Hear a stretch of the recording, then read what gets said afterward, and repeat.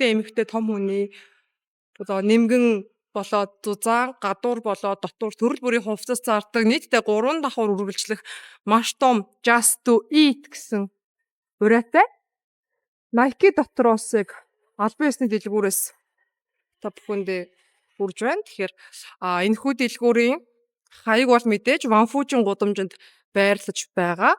Гаднаасаа ямар том харагдаж байгаа та нар харсан байх. Тэгэхээр хэрвээ Бээжинд та бүхэн маань дамжин өнгөрөх ч юм уу эсвэл ирэхээр бол зөндөө олон хүмүүс дамжин өнгөрдөг шүү дээ. Тэгэхээр энэгээр зочлоорой, буцахтаа ч юм уу зочлоорой гэж бас хэлмээр байна.